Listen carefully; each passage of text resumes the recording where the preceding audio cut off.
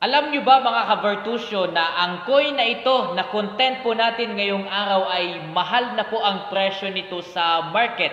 At kahit tignan nyo pa online kung magkano po ang presyo nito para sabihin po ninyong hindi ito scam, ito po ay legit, kahit tignan nyo pa, mahal na po ang bentahan ng coin na ito.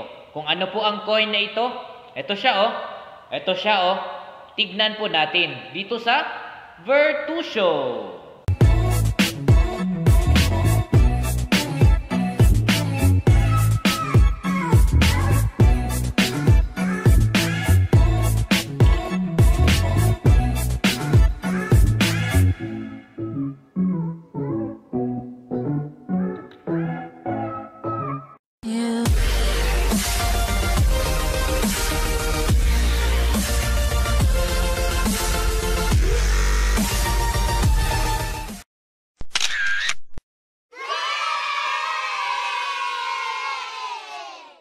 Ang coin na ito na hawak ko po ngayon mga ka-Vertusio ay 5 piso.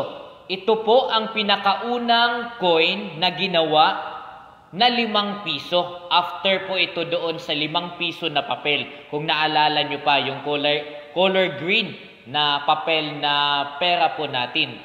Ito yung pinakaunang coin sa 5 piso na ginawa po. So ang meron po dito ay 1993. Kung naalala nyo po ito, mga batang 90s. Ito ay si Emilio Aguinaldo na naka-side view din po siya. Tapos meron pong isang bulaklak po dito na featured. Tignan po natin ito closely later on.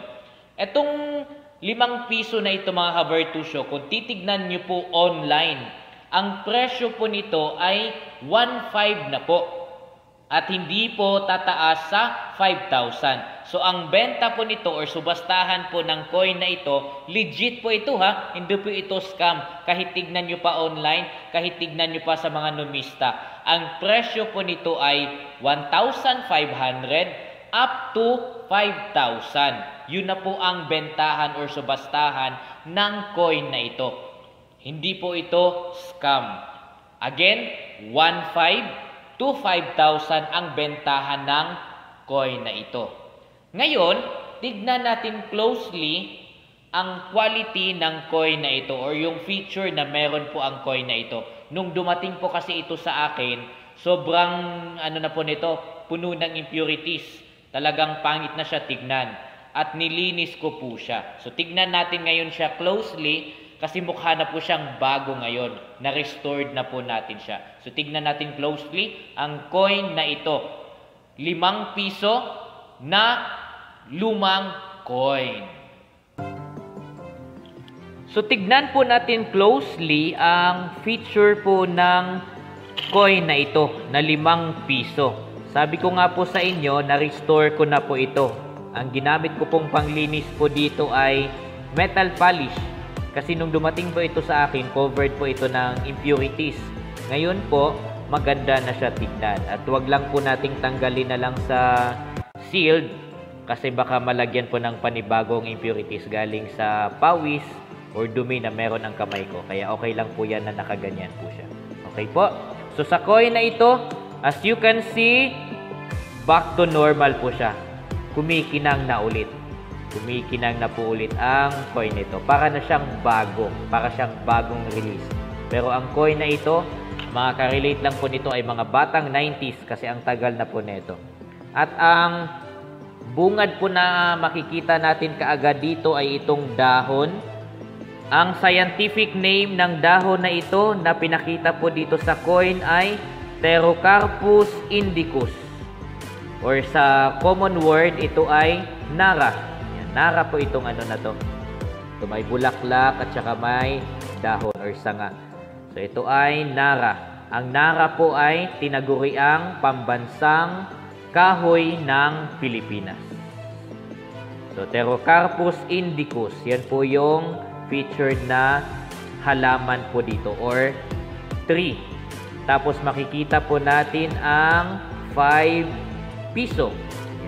So, ang face value ng coin na ito ay 5 pesos. Sabi ko nga po kanina, ito yung coin na pinakaunang ginawa, 5 peso coin, na pinakaunang ginawa kapalit doon sa 5 piso na papel. Kung natatandaan nyo pa yon mga batang 90s. Or sa mga bago kong makapanood nito, kung naalala nyo po yung mga pera na yon. Sa likod naman makikita po natin ang mga lagdang Republika ng Pilipinas. Republika ng Pilipinas. At ang bayani po na, somehow bayani na rin, i-recognize na po natin siya as bayani kasi syempre siya ang pinakaunang presidente ng Pilipinas, si Emilio Aguinaldo. Tapos, ang series ng coin na ito ay 1993. Yan. 1993, ilang taon ba ako neto? 2 years old. 2 years old po ako noong 1993. Tapos ngayon ay 2023 na. So alam nyo na, compute nyo na lang kung ilang taon na ako. Yan. So yun po ang feature sa coin na ito. Restored po ang coin na ito mga ka-Bertusio kasi nung dumating po ito sa akin, and shout out pala sa sponsor ng ating coin na ito, si Xavier po ulit. Yan, hindi po nagpabayad si Xavier sa coin na ito. Pero ang mahal na pala ng bentahan ng coins na ito. Nung dumating po ito sa akin, dahil nga ito ay naka-expose lang naman, ito ay sobrang puno ng ng impurities. Kaya akala ko hindi ko na siya ma-restore. Pero nung ginamitan ko po siya ng metal polish, which is pwede naman po yun, at wala namang masisira sa quality ng coin, kasi may mga nagtatanong din sa akin na, di ba po, bawal naman pong linisin ang coin. Actually, pwede. Ang tawag po doon ay restoration. Nire-restore po natin ang itsura ng coin. Ayan. So, makinang na po siya ulit. Nawala na po yung mga sign of impurities po niya. At sabi ko nga po sa inyo, ang bentahan po nito online, legit na legit po. Hindi po scam. Kahit tignan nyo pa, kahit i-search nyo pa online, at kahit sa subastahan po, ito ay hindi bababa sa 1,500 pesos at hindi naman tataas pa sa 5,000. 1,500 to 5,000 ang bentahan or subastahan ng coin na ito. Ayan. Ito ay hindi ko po ipagbibili or ipinagbibili kasi wala pa po ako ng coin na ito. May sentimental value po sa akin ang coin na ito. Kaya di bali na hindi ako kikita. Total, ito naman ay bigay lang din sa akin. Kaya very much thankful po ako sa sponsor ng coin na ito. Si Xavier, estudyante ko po. Yan, siya po ang nagbigay ng coin na ito. And I will forever cherish this coin kasi wala pa po ako nito.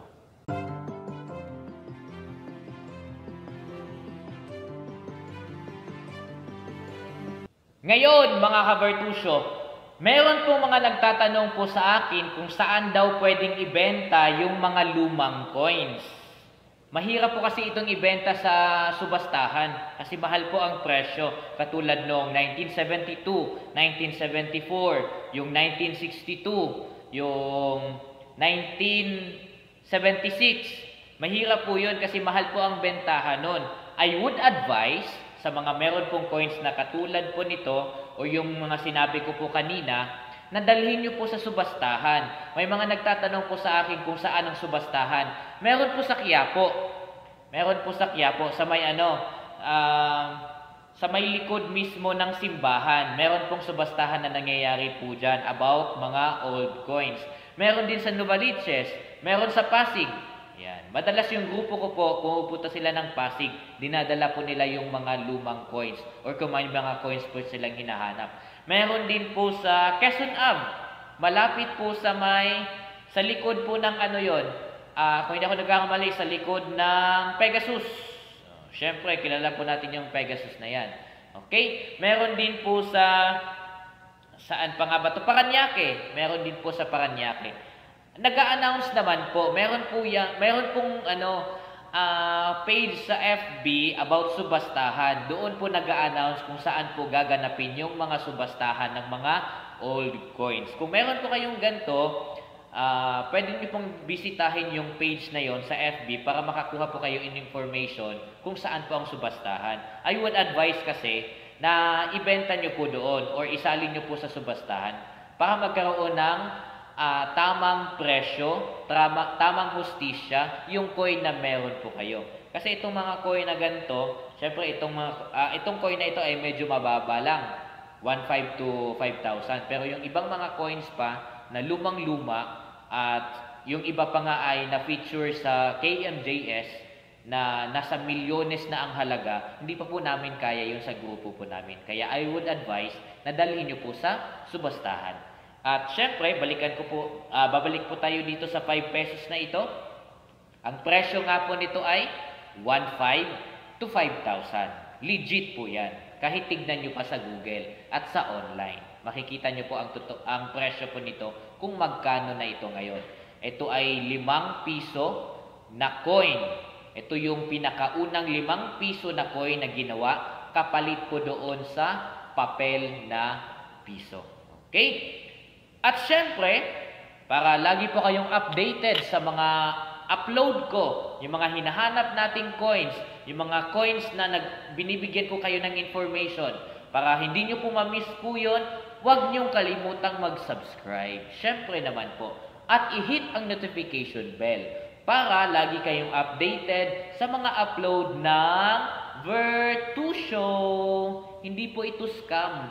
Legit po ito. Legit ito, baby.